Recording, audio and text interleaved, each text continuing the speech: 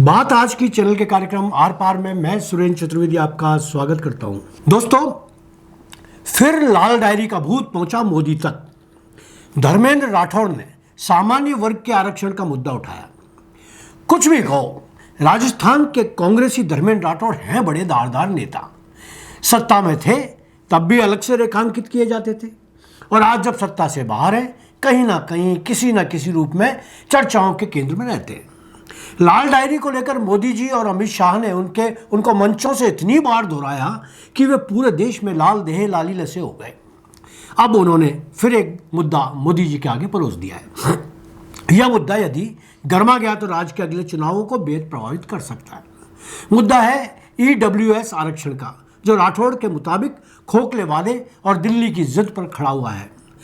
वर्ष 2019 में केंद्र सरकार ने बड़ी बड़ी तालियां बजवाकर घोषणा की थी कि अब सामान्य वर्ग का गरीब भी न्याय पाएगा। 6 साल बाद हकीकत यह है कि गरीब आज भी वहीं खड़ा है और सरकार अपनी जटिल शर्तों की दीवार पर शाबाशी के पोस्टर चिपकाती फिर रही है। धर्मेंद्र राठौड़ की मांग के बारे में बाद में बताऊंगा। पहले बता दूं कि ईडब्ल्यूएस आरक्षण है क्या। वर्ष 2019 में केंद्र सरकार ने आर्थिक रूप से कमजोर ईडब्ल्यूएस के लिए 10% आरक्षण लागू कर यह संदेश दिया कि सामाजिक न्याय केवल जातीय आधार पर नहीं बल्कि आर्थिक आधार पर भी होना चाहिए। यह कदम ऐतिहासिक था, लेकिन इसका क्रियान्वयन उतना ही पेचीदा साबित हुआ। केंद्र ने आय सीमा के साथ साथ भूमि, फ्लैट और प्लॉट ये शर्तें भी जोड़ दी। दिखने में यह सब गरीबी की परिभाषा तय करने का प्रयास लगता है, पर असल में यह इतना जटिल हो गया कि पात्र लोग ही बाहर हो गए।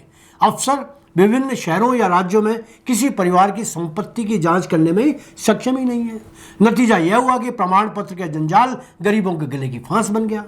इसके विपरीत राजस्थान की गहलोत सरकार ने 2019 में यह साहसिक निर्णय लिया कि केवल आय सीमा ही पर्याप्त होगी। परिणाम सबके सामने।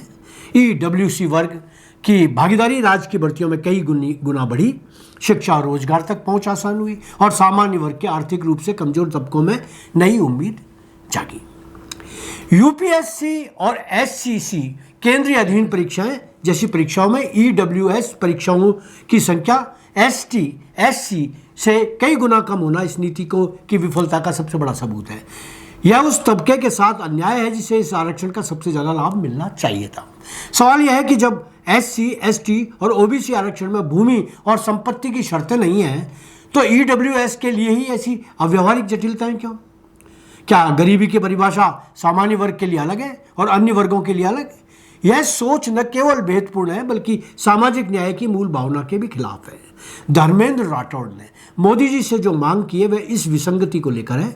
उनका मानना है कि आज आवश्यकता है कि केंद्र सरकार ईमानदारी से आत्ममंथन करे और राजस्थान मॉडल को पूरे देश में लागू करे। न्याय हमेशा सरलता में निहित होता है, जटिलता में नहीं। यदि ईडब्ल्यूएस आरक्षण सचमुच गरीबों के जीवन बदलने के लिए बना है तो उसे प्रमाण पत्रों के जंगल से बाहर निकालना ही होगा, अन्यथा यह आरक्षण इतिहास में सुविधा संपन्नों का विशेषाधिकार बनकर रह जाएगा और गरीब फिर एक बार नीतियों की भाषा में हाशिए पर धकेल दिया जाएगा। राठौड़ बाबा का सवाल सीधा है, क्या कोई गरीब अमान्य वर्ग का व्यक्ति यह साबित करने के लिए दौड़े तहसील, नगर निगम और पटवारी के दफ्तरों में अपना खेत, प्लॉट और मकान नपवाता फिरे? सामान्य जाति के लोगों को आरक्षण देने के लिए सरकार ने आय सीमा के साथ जमीन और संपत्ति की ऐसी उलझी हुई शर्तें थोप दी कि ईडब्ल्यूएस प्रमाण पत्र अब राहत नहीं यातना का दस्तावेज बन गया है। अफसर खुद मानते हैं कि वे किसी के अलग अलग जिलों में फैले संपत्ति विवरण की जांच कर ही नहीं सकते, फिर यह व्यवस्था किसके लिए? आज इतना ही, धन्यवाद।